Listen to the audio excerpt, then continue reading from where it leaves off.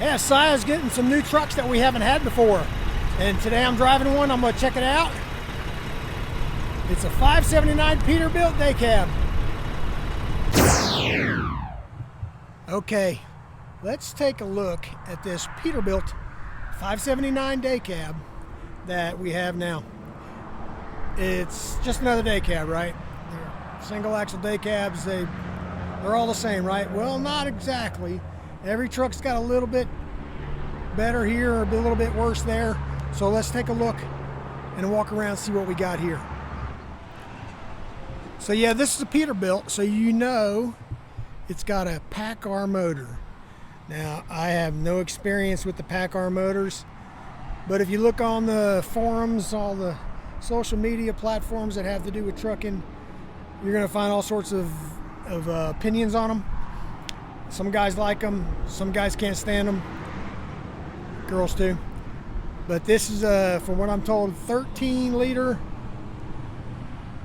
See if that's what it says. 13 liter PACCAR motor.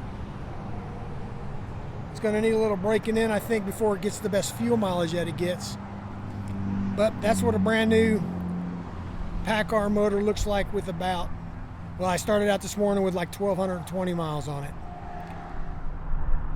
Okay, Peterbilt 579 day cab. I found out just now when I closed the hood that it's got a safety mechanism where the hood won't close in the wind. I had to figure that out. That's okay. But when I was hooking up today on the yard, one of the guys, the other drivers, told me he thought those mirrors stuck out too far.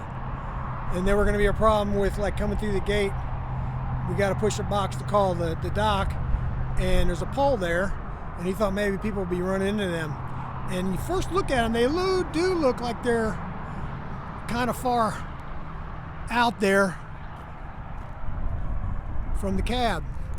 But these Peterbilts are narrower in the cab on the inside and on the outside. So I think it's just this arm is longer from the cab to the mirror. So it makes it look like it sticks out too far. But when you get behind the trailer, pretty good. You can tell that it sticks. It's just out just right where it should be, right? The only thing I do not like about these mirrors, and I guess I would get used to it, is they're small.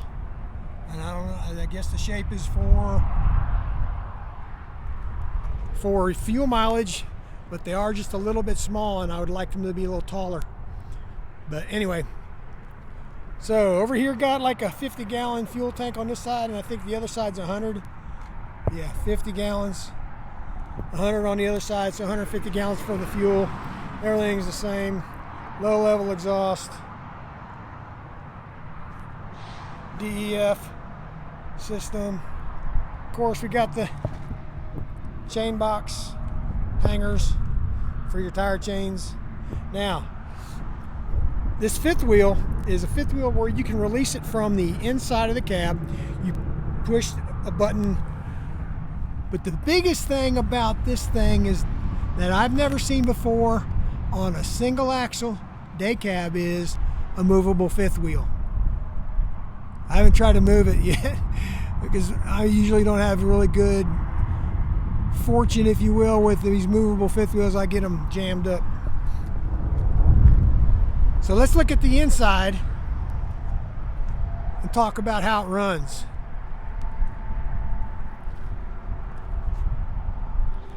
So everything is basically the same. These seats aren't the top-notch seats that we could get, but they do pretty good. You can adjust them where you're the level of the seat, or you can pull the seat bottom out farther. And on the inside, just a single axle day cab, right? Not a whole lot of room. But one thing I did notice about this particular model truck in the day cab is it has a little bit less leg room than what our Freightliners do. I'm thinking it's just about the same as our Internationals. They're a little bit tough on short guys too. So that's the basic view of the truck on the inside and the outside. and I'm sure I would get used to all the things I don't really like all that much, as you know, I didn't like a lot of things in the International, got into it, but as I grew into it, everything felt natural. I'm sure I would be the same in here if I got assigned to one of these Peterbilts. Now, let's talk about pulling power and the ride. Now, the ride on these trucks, I think they're a little bit better than the Freightliners for sure. Nothing drastic, just you can tell the difference. It feels a little more solid. I don't think you get as much road noise on the inside. It's like I said, a little more solid, and the ride is a little bit better. There's some places that on my way out here to Stanton, that in the Freightliner it jars my neck a little bit, and didn't feel it that much on this truck here. Now on the pulling power, that Packard motor seems to pull pretty good. I wasn't real heavy coming out, and I'm not going to be real heavy going back. And you can't say for sure on the fuel mileage that the computer's telling you, because these new motors got to be broke in some. Seems like the longer they go, at least up to a point, they get better fuel mileage as you go along and get more miles on them. Everything else in this truck, it's pretty comfortable. The steering as well is good. The AC works really well. It was like 85, almost 90 degrees today coming out here, and I know it's still February, but it was hot today, and I had to turn the temperature up a little bit and the fan down. It worked really well. Like I said, it's got the fifth wheel where you can release it from inside the cab. You push a button and hold it. When it releases, it tells you on the dash, and then as long as you've already wound down your landing gear and disconnected your airlines and your electrical cord, you can release the brake, put the suspension down, and pull on out. And then it tells you on the dash when you're hooked. It's give you a green light when you're hooked to the other trailers.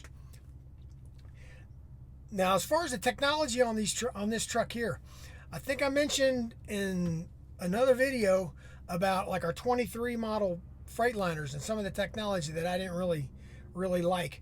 It's got the lane variation system where it lets you know if you're getting out of the lane, which this one does too. It has a not as annoying noise on this one as the Freightliners do, but it still works. On the 23, I think the 22 Freightliners also, when you get out of your lane, it wants to push you back into the lane that it thinks you're supposed to be in. But the technology on those trucks isn't real great. It'll read old construction lines, old lines that have been already painted over, or seams in the concrete, and it'll try to put you back where it needs you to be. This one doesn't work like that. It just gives you the notice that you're getting out of your lane, but it doesn't whip you back over to where you may not want to be. So that's a plus.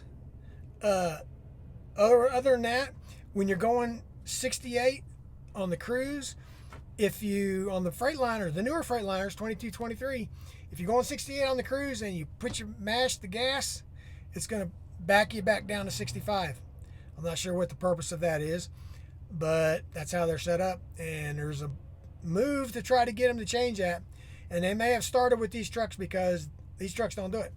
You go on 68, you put your foot on the gas to try to get around somebody. You make sure maybe on a hill it might want to start cruising a little bit, coasting a little bit. I think it gives a little bit more fuel to the fuel pump and helps you get around or whatever. At least I feel like it does. So maybe it's just that. So other than that, it's a pretty good truck. It's comfortable. I'd have to get into it for a while. I'd have to figure out some things. The little hole for the CB doesn't look quite big enough, but I think there's a way around it, which I'm not going to worry about until I have to get in here. But other than that, yeah, I'd have to figure out how to set things up. But you get one of these trucks, I think you probably will be happy. Now, you can't please everybody, right? But for the most part, I think it's going to be comfortable, unless you're tall. Not much leg room in these trucks. Even with I sit low with the seat all the way down and all the way back, and it's kind of tight for me. Now, if you put your seat up, put some air in it, and put it all back, you can probably stretch your legs out a little bit. But I like it all the way down, maybe because I'm not that heavy, and I don't like the bounce. So anyway, that's the review of this Peterbilt 579 truck, day cab truck. Stick around, keep watching some of my other videos. I'll put some up here for you to see. Like, comment, share, ask me questions about the company. We're still hiring in some spots, not in others. It's slow, I know, but you can still try. Subscribe to the channel if you haven't already. And if you have subscribed to the channel, I really appreciate it. And we'll see you later.